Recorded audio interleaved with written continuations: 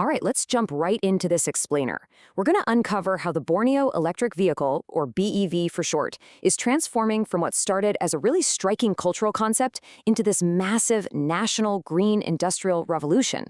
We're looking at a project that literally aims to reshape mobility across Indonesia, and it's doing it from the ground up, starting at the micro level with village cooperatives, all the way up to a multi-trillion rupiah macroeconomic powerhouse.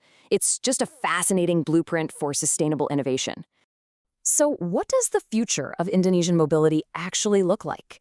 If you look at the global market right now, EVs kind of share this very generic, homogeneous design. But here, the future looks deeply rooted in Indonesia's very own heritage. Spearheaded by the KMPBL Cooperative, this whole initiative is building what they call an integrated EV ecosystem. And it essentially proves that high-tech green mobility doesn't have to erase local identity. Actually, it can be entirely driven by it. You can see this philosophy brilliantly illustrated right here with the BEV adventure model. Let me tell you, this is definitely not your average city commuter. It's a rugged, heavy-duty machine engineered specifically for extreme terrain.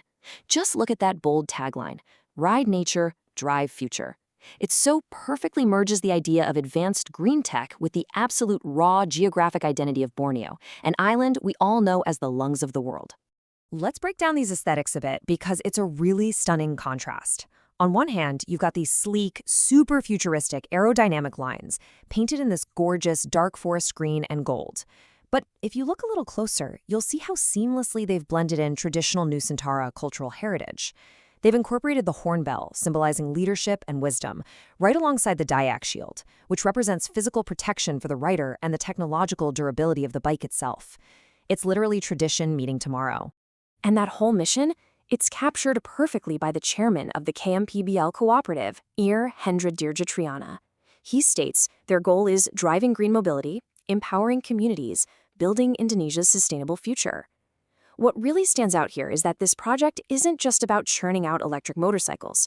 At its core, it is about empowering local communities through a modern cooperative structure. They want to make sure the economic benefits of this green transition actually stay right there at the grassroots level. All right, moving into Section 1, Empowering Local Rural Economies. Let's take a look at how this beautiful cultural and technological vision translates into a massive financial opportunity for rural communities and the small and medium enterprises that form the absolute backbone of the Indonesian economy. 19.2 million rupiah.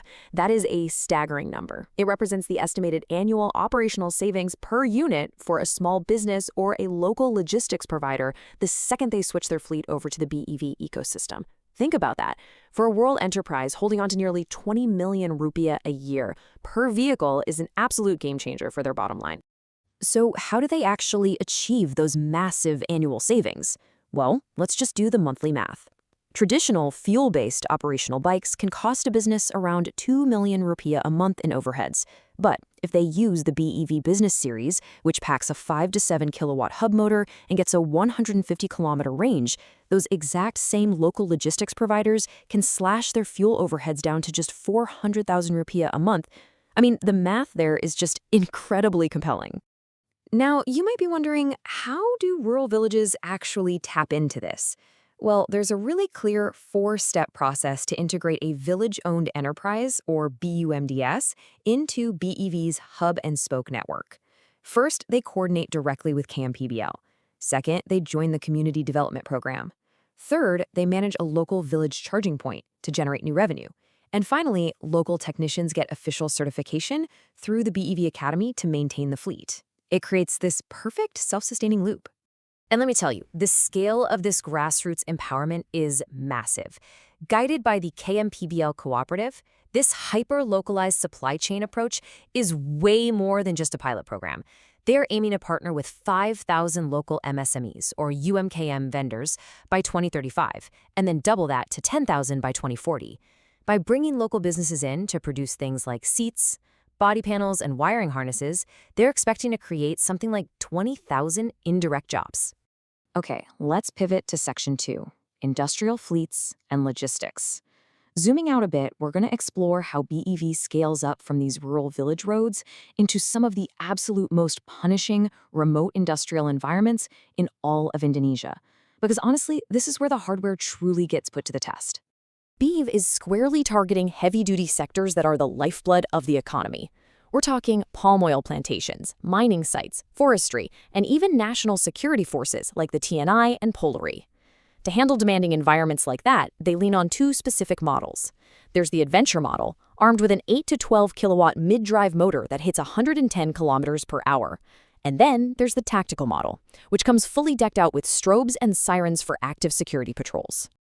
Of course, the real headache for industrial fleets is maintenance, especially out in isolated areas. You don't want to haul a bike back to a provincial city for repairs. So BEV's workaround is deploying mobile service units, or MSUs. And the tech behind this is brilliant. These units are hooked up to corporate dashboards using IoT connectivity and AI monitoring.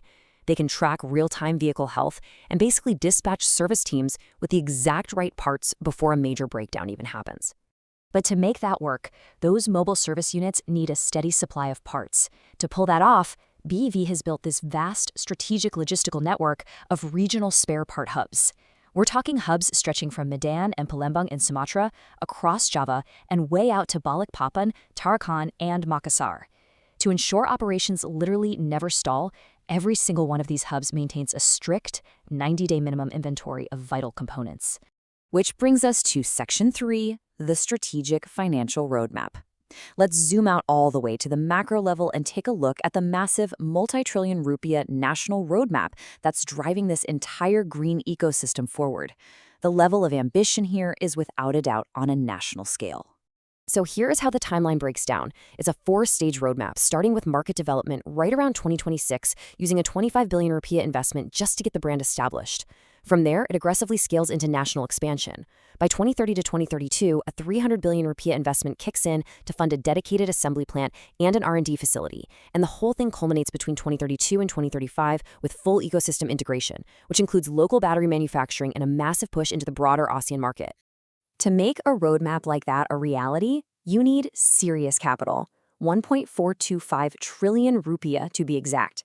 That is the total projected capital investment they're aiming for by 2035.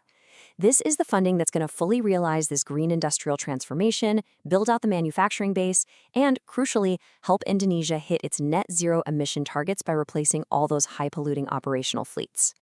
And the financial projections backing up that investment are honestly incredibly ambitious. BEV is modeling some really rapid growth here.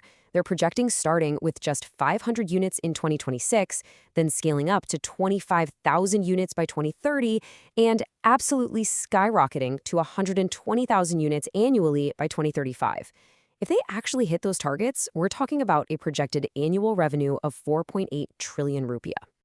So, what is the ultimate result of all this planning? Driven by the KMPBL Cooperative, this entirely holistic approach, which merges deep local content manufacturing with community empowerment and high-tech mobility, is projected to create a massive enterprise valuation of 5.76 trillion rupiah by the year 2035. It is a fantastic example proving that sustainability and high profitability really can go hand in hand when they're structured right. I want to leave you all with a final thought on this explainer. We've just seen how this project weaves together the rural economy, heavy industry, and deep cultural pride. If a high-tech electric vehicle can successfully wear the face of the hornbill while simultaneously empowering thousands of local village enterprises and small businesses, hasn't BEV kind of just completely rewritten the global playbook for sustainable innovation? It's a genuinely fascinating model, and for sure one that the rest of the developing world is going to be watching very, very closely.